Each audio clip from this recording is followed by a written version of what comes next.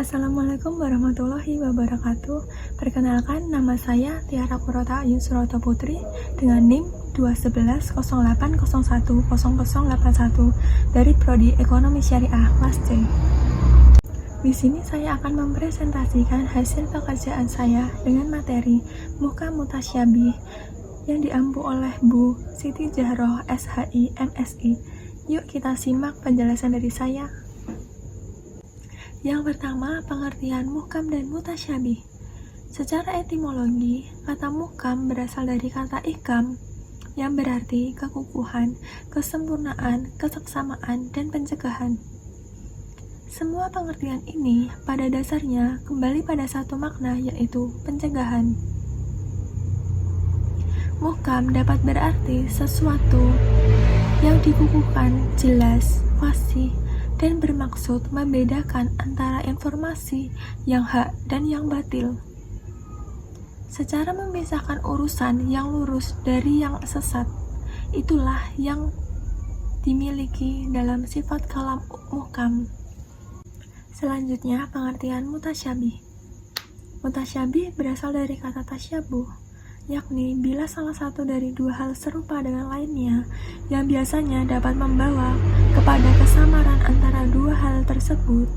Syubah ialah keadaan di mana salah satu dari kedua hal itu tidak dapat dibedakan karena adanya kemiripan, baik secara konkret maupun abstrak. Mutasyabih juga kadang-kadang dipadankan dengan mutamatsil dalam perkataan dan keindahan.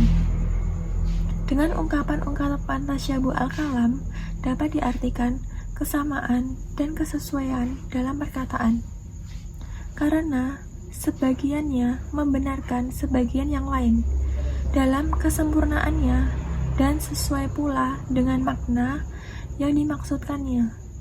Selanjutnya, jenis-jenis ayat muhkam dan mutasyabih.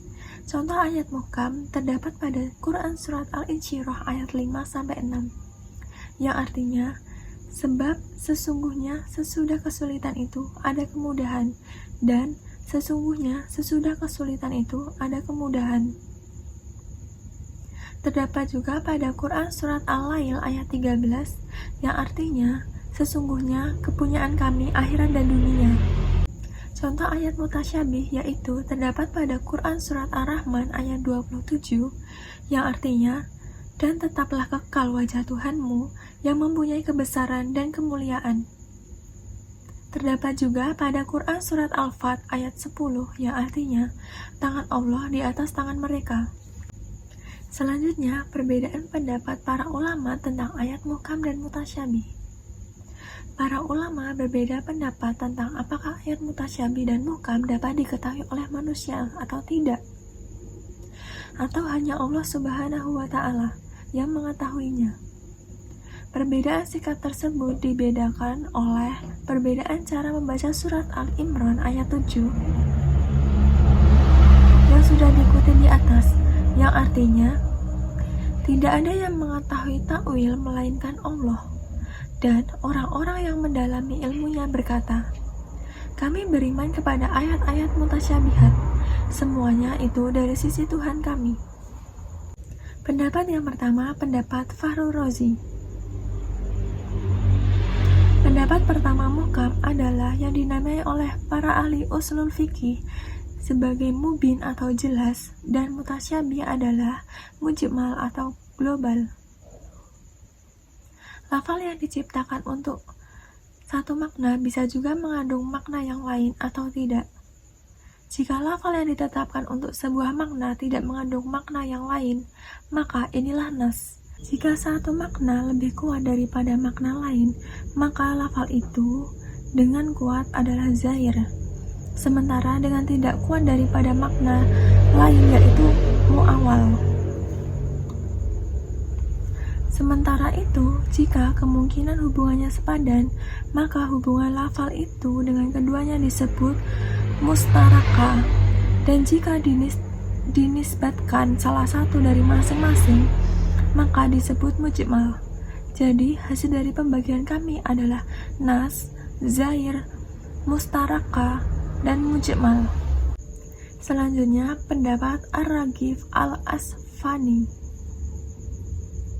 mendefinisikan bahwa mutasyabihat adalah yang sulit ditafsirkan karena adanya kesamaran dengan yang lain, baik dari sisi lafal maupun makna.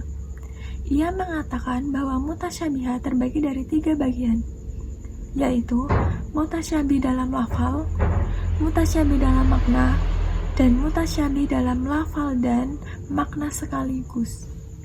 Selanjutnya, pendapat Ibnu Taimiyah.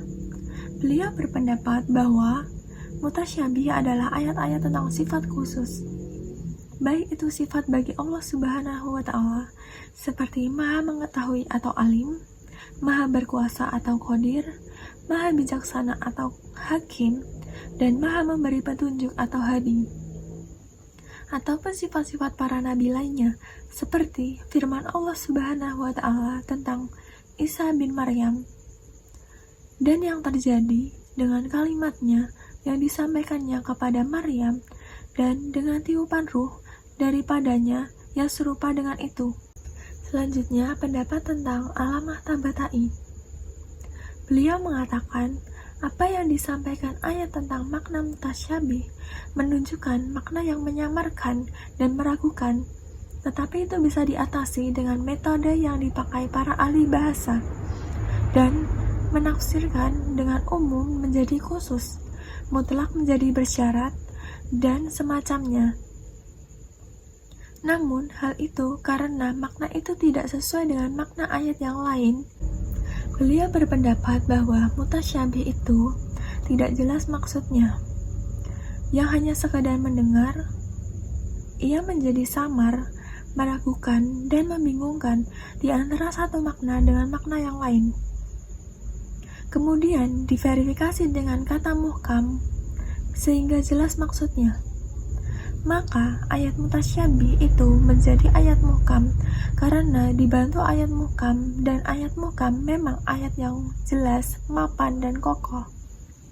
Selanjutnya, kaidah-kaidah muhkam mutasyabih. Para ulama mengembalikan sebab-sebab timbulnya kesamaran pada 3 hal pokok, yaitu yang pertama, lafal, kata yang digunakan pada ayat.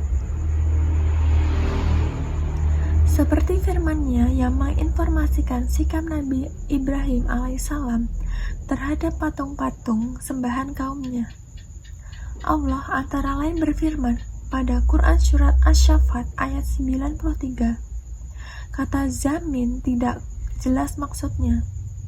Apakah dalam artian tangan kanan atau kuat atau sumpah, sehingga ayat tersebut dapat dipahami dalam arti Nabi Ibrahim alaihissalam pergi dengan cepat dan sembunyi-sembunyi menuju patung-patung itu, lalu memukulnya dengan tangan kanannya, atau memukulnya dengan keras, atau memukulnya disebabkan oleh sumpah yang pernah diucapkannya bahwa dia akan merusak berhala-berhala itu. Yang kedua, kesamaran pada maknanya. Seperti uraian Al-Quran tentang sifat-sifat Allah, misalnya terdapat pada Quran Surat Al-Fat ayat 10 yang berarti tangan Allah di atas tangan mereka. Yang ketiga, kesamaran pada lafal dan maknanya. Seperti firman Allah terdapat pada Quran Surat Al-Baqarah ayat 189 yang berarti, bukanlah kebajikan memasuki rumah-rumah dari belakangnya. Penggalan ayat ini dapat dinilai mutasyabih karena redaksinya yang sangat singkat. Di samping itu, maknanya tidak jelas sehingga diperlukan pengetahuan menyangkut adat istiadat masyarakat Arab pada masa jahiliyah atau awal masa Islam, menyangkut cara mereka masuk rumah. Selanjutnya, hukum muhkam dan mutasyabih.